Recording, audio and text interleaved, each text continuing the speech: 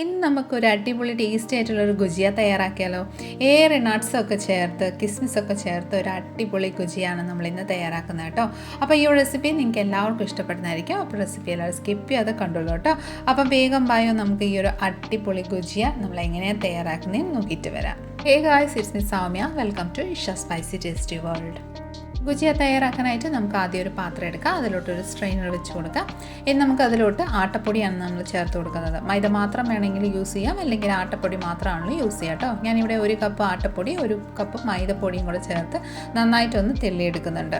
നന്നായിട്ട് ഇതുപോലെ ഒന്ന് തെള്ളിയെടുത്തതിന് ശേഷം ഇതിലോട്ട് നമുക്കൊരു 3 ടേബിൾ സ്പൂൺ നെയ്യ് ഒന്ന് ചേർത്ത് കൊടുക്കാം. നെയ്യ് ചേർക്കുമ്പോൾ നമ്മുടെ ഈ ഒരു ഗുജിയ നല്ല ക്രിസ്പി ടെക്സ്ചറിലാണ് കിട്ടുന്നത്. നല്ല ടേസ്റ്റുമാണ് കേട്ടോ. നിങ്ങൾക്ക് വേണമെങ്കിൽ ഓയിൽ വേണമെങ്കിലും ചേർത്തോളൂ, സൺഫ്ലവർ ഓയിൽ. ഞാനിവിടെ നെയ്യാണ് ചേർത്ത് കൊടുക്കുന്നത്. ഇനി നമുക്ക് ഈ ആട്ടപ്പൊടിയും അതായത് ഈ മാവെല്ലാം നെയ്യിലോട്ട് നന്നായിട്ട് യോജിച്ച് വരുന്ന രീതിയിൽ നന്നായിട്ടൊന്ന് മിക്സ് ചെയ്ത് കൊടുക്കാം. നെയ്യ് നന്നായിട്ടൊന്ന് മിക്സ് ആക്കിയതിന് ശേഷം നമുക്കിതിലോട്ട് നോർമൽ വെള്ളം ഉപയോഗിച്ച് കുറേശ്ശെ ആഡ് ചെയ്ത് നല്ല മീഡിയം സോഫ്റ്റ് ഡോ ആയിട്ട് നമുക്കൊന്ന് കുഴച്ചെടുക്കാം. അധികം ലൂസ് ആവാൻ പാടില്ല. നമ്മൾ പറാഠക്കൊക്കെ തയ്യാറാക്കുന്ന ആ ഒരു ടെക്സ്ചറിൽ വേണം നമ്മുടെ ഈ ഒരു ഡോ തയ്യാറാകാൻ. അപ്പം കുറേശ്ശെ വെള്ളം ആഡ് ചെയ്ത് നല്ല മീഡിയം സോഫ്റ്റ് ഡോ ആയിട്ട് നമുക്കിതൊന്ന് കുഴച്ചെടുക്കാം. അപ്പോൾ ഇതാ നന്നായിട്ടൊന്ന് കുഴച്ചെടുത്തിട്ടുണ്ട്. നമ്മുടെ ഡോ ഇവിടെ പെർഫെക്റ്റ് ആയിട്ട് റെഡി ആയിട്ടുണ്ട്. അതിൻ്റെ ടെക്സ്ചർ ഞാൻ നിങ്ങൾക്ക് കാണിച്ചു തരാം. നോക്കൂ, മാവ് ഇതുപോലെ മീഡിയം സോഫ്റ്റ് ടെക്സ്ചറിലാണ് നമുക്ക് കിട്ടിയിരിക്കുന്നത്. ഇതുപോലെ നന്നായിട്ടൊന്ന് കുഴച്ചതിന് ശേഷം നമുക്കിനി ലിഡിറ്റ് ക്ലോസ് ചെയ്ത് ഇതൊന്ന് റെസ്റ്റിനൊന്ന് വെച്ച് കൊടുക്കാം. ആ സമയം കൊണ്ട് നമുക്ക് ഫില്ലിങ്സ് ഒന്ന് റെഡിയാക്കാം. അതിനായിട്ട് ഒരു മിക്സി ജാറിലോട്ട് ഒരു പിടി ബാദാം ചേർത്ത് കൊടുക്കാം. ബാദാം ഒന്ന് ക്രഷ് ചെയ്ത് നമുക്ക് പൊടിച്ചെടുക്കാം. അപ്പോൾ ഇതാ നോക്കിക്കോളൂ, നന്നായിട്ടൊന്ന് ക്രഷ് ചെയ്തെടുത്തിട്ടുണ്ട്. അത് പൗഡറായി വന്നിട്ടില്ല, ജസ്റ്റ് ഒന്ന് ക്രഷ് ചെയ്താണ് എടുത്തിരിക്കുന്നത്. ഇനി നമുക്കിതിലോട്ട് ഒരു പിടി കാഷ്യൂനട്ടും കൂടെ ചേർത്ത് കൊടുക്കാം. കാഷ്യൂനട്ടും കൂടെ അതേ സെയിം രീതിയിൽ തന്നെ നമുക്കൊന്ന് പൊടിച്ചെടുക്കാം. നോക്കിക്കോളൂ, നന്നായിട്ട് ഇതുപോലെ ക്രഷ് ചെയ്ത് നമ്മൾ എടുത്തിട്ടുണ്ട്. പൊടിയെന്ന് വെച്ചാൽ നമ്മൾ പൗഡറായിട്ടാണ് അല്ല പൊടിക്കുന്നത്, ജസ്റ്റ് ഒന്ന് ക്രഷ് ചെയ്തെടുക്കുക കേട്ടോ. നമുക്ക് ആ ഒരു മിക്സി ജാർ മാറ്റി വെച്ചതിന് ശേഷം ഒരു പാൻ അടുപ്പത്ത് വെച്ച് കൊടുക്കാം. അതിലോട്ട് 1 ടേബിൾ സ്പൂൺ നെയ്യൊന്ന് ചേർത്ത് കൊടുക്കാം.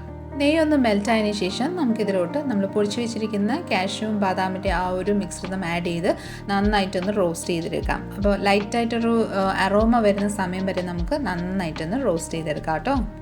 ഒരു 2 to 3 മിനിറ്റ് റോസ്റ്റ് ആയതിനു ശേഷം നല്ലൊരു അറോമ വന്നതിന് ശേഷം നമുക്കിതിലോട്ട് ഒരു 1/2 കപ്പ് റവ ചേർത്ത് കൊടുക്കാം.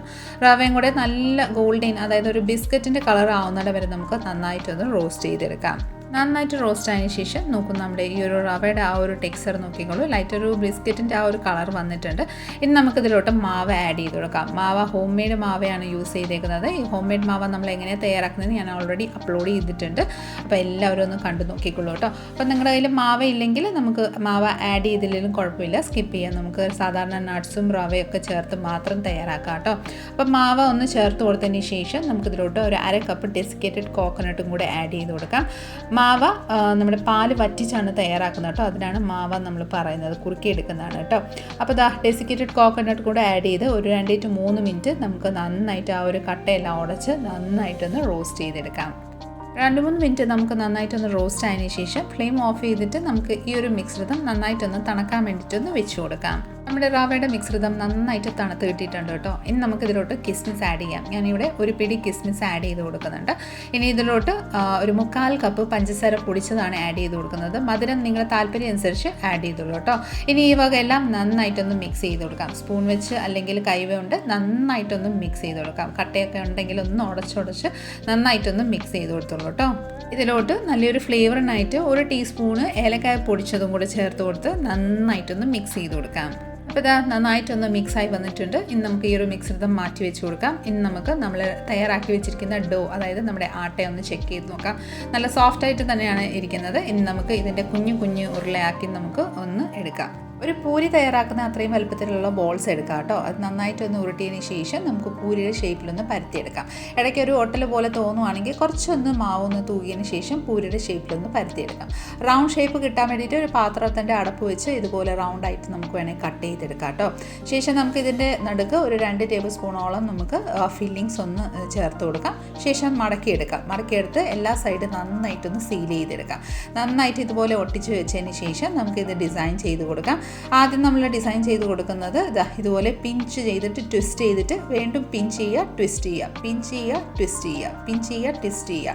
ഇതേ രീതിയിൽ തന്നെ നമുക്ക് മൊത്തം എല്ലാ ഭാഗം നന്നായിട്ട് പിഞ്ച് ആൻഡ് ട്വിസ്റ്റ് ചെയ്ത് നന്നായിട്ടൊന്ന് ഒരു ഷേപ്പിലൊന്ന് ആക്കിയെടുക്കാം. അപ്പോൾ നോക്കിക്കോളൂ, ഈ ഒരു ഷേപ്പിൽ നമ്മൾ റെഡിയാക്കിയിട്ടുണ്ട്. ഇനി ഇതേ രീതിയിൽ നമുക്ക് വേറൊരു ഡിസൈൻ ഒന്ന് ചെയ്തെടുക്കാം.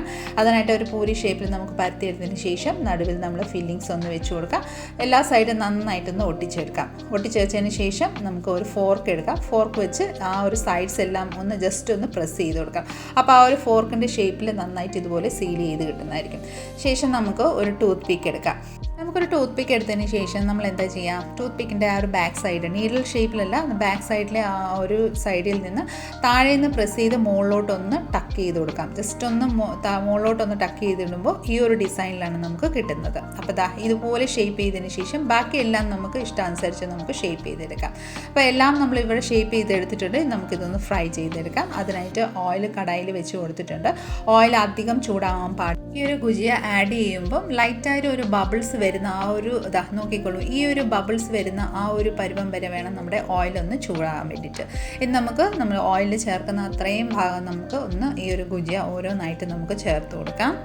ഗുജിയ ഇതുപോലെ ചേർത്ത് കൊടുത്തതിന് ശേഷം നമുക്കൊരു 2-3 മിനിറ്റ് വെയിറ്റ് ചെയ്തതിന് ശേഷം നന്നായിട്ടൊന്ന് പൊന്തി വരുന്നതിന് ശേഷം നമുക്ക് കുറച്ച് ഓയിൽ ഒരു സ്പൂൺ വെച്ച് നന്നായിട്ട് ഓയിലൊന്ന് സ്പ്രെഡ് ചെയ്ത് കൊടുക്കാം. ശേഷം മീഡിയം ഫ്ലെയിമിൽ വെച്ചിട്ട് നമുക്ക് ഈ ഒരു തിരിച്ചും മറിച്ചും വെച്ച് നല്ലൊരു ക്രിസ്പി നല്ലൊരു ഗോൾഡൻ ഷെയ്ഡ് ആവുന്നിടം വരെ നമുക്ക് നന്നായിട്ടൊന്ന് ഫ്രൈ ചെയ്തെടുക്കാം.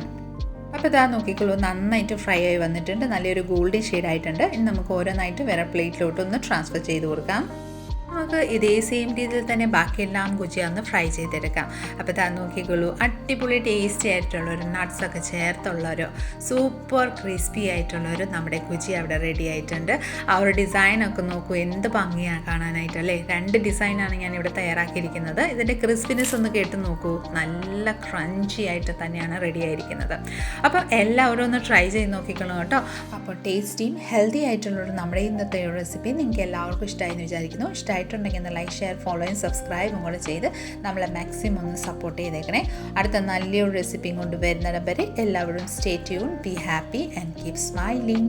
Thank you for watching and by.